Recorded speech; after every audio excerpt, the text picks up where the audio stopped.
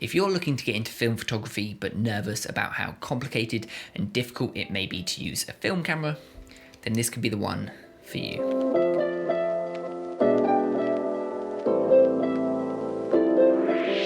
The Olympus Trip 35 is one of the most simple yet brilliant 35mm film cameras that I own. It's a perfect pocket-sized camera with very few controls, no battery required, and yet takes impressively sharp, high-quality images. It's a camera that would suit a beginner photographer looking for their very first film camera, or even a professional who's looking for an easy camera to take out and about wherever they go. Let's straight away look at some of the images that I've taken with this camera back when I was putting together a small photo project in April and May of 2020.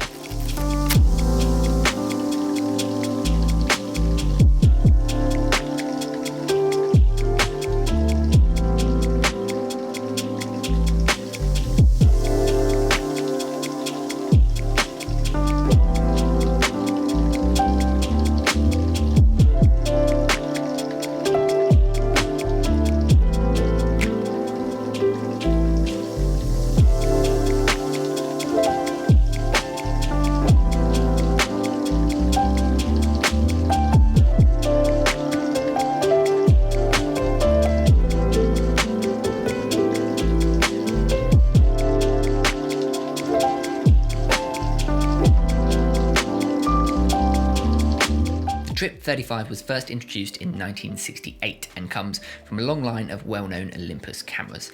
I picked up mine on Facebook Marketplace for around £35, and I know that you can definitely pick up a good condition camera for around that general price area if you look around on sites like eBay or Facebook Marketplace, or even with some reputable sellers on places like Etsy. Personally, I think this is a great camera for beginner photographers or people looking for a first film camera, mainly because of how simple it is to use. It's a fully automatic compact camera with a viewfinder, which means you just look through that viewfinder and use the frame guides to compose your image. So you're not actually looking through the physical lens, but it is super easy to compose your images and to see what will be in your final frame.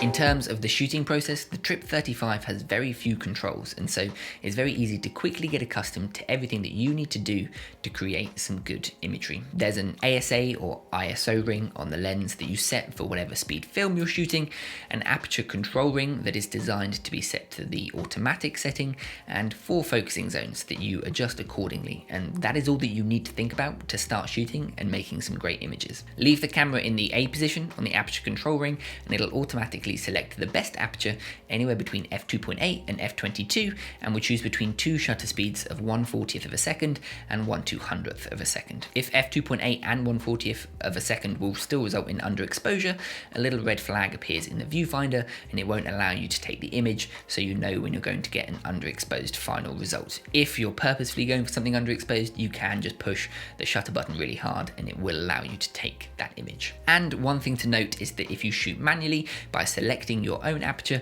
the Trip 35 will always use 1/40th of a second and not the 1/200th of a second shutter speed. For that reason, I pretty much always shoot with the aperture ring set to automatic. The 4 focusing zones are set to 1 meter, 1.5 meters, 3 meters, and infinity, and each one includes a little image that shows what it's ideal for. 1 meter for a headshot, 1.5 meters for a 2-shot, 3 meters for a group shot, and infinity for landscapes. This does mean that the close focusing distance is 0.9 meters roughly when you use the headshot mode, and also in bright and sunny situations, the 3-meter group shot mode is pretty much focused to infinity anyways. The only real downside to this system for a beginner photographer is that you do have to approximate the distance of your subject from your camera, but using the images that correspond with each zone as a guideline, I found works pretty well, and you will get used to it fairly quickly. Also, one thing to note is that the ISO ring does only go up to ISO 400, so if you load this with any 800 speed or higher film like CineStill 800T or T-Max 3200, you will be overexposing the film.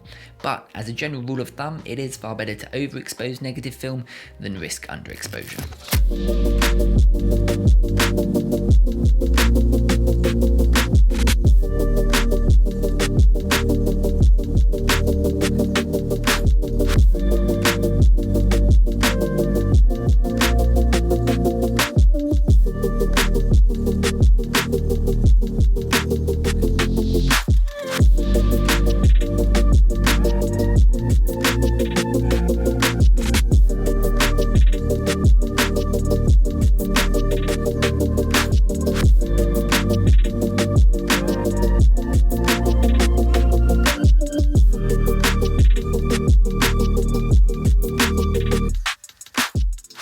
The lens on the Trip 35 is a 40mm focal length f2.8 and is surprisingly sharp for its small size. It's quite a tight focal length for things like street photography, but I do like the look that it gives, and I think it's a fairly versatile focal length that works in a wide array of styles of photography. The lens also has a light meter built into the front of it that runs off of solar energy, and it's one of the only film cameras that I know of that provides auto exposure options without the need for a battery or any sort of electrical power. Film loading is super simple, just feed the film into the take-up spool and advance the winder with the thumb wheel. You do have to manually advance the film after each frame using that thumb wheel, but you can't take another image until you do, so there's no risk of double exposures. Film rewind is simply a button on the bottom of the camera, and use the thumb wheel to rewind.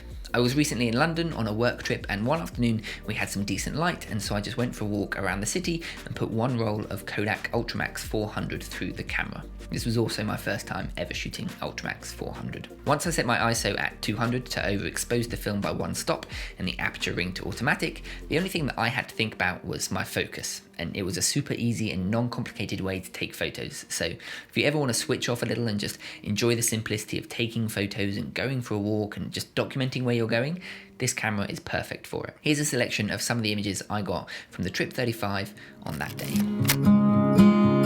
The trees will bloom and ice will melt. We'll always remember how it felt.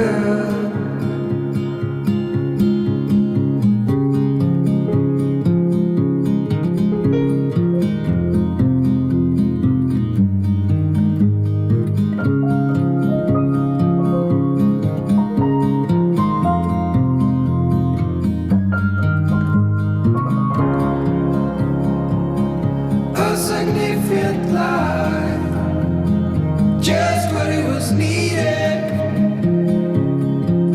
Clean in the blackest. So in conclusion, the Olympus Trip 35 is what I would consider the ideal simple 35mm film camera. It's so incredibly easy to use that I think it's the perfect beginner's film camera, but also can be very valuable for experienced or professional photographers that maybe just want to take a step back and really passively shoot some nice imagery, confident that they'll get sharp negatives on a compact and small camera that is super easy to take with you anywhere that you go. Let me know down in the comments below if you've shot with the Trip 35, what was your experience like of shooting with it, or if you're thinking about picking one up and have any questions that I didn't address in the video that you think I may be able to answer, feel free to leave them below as well. That's all for this video. I hope you enjoyed.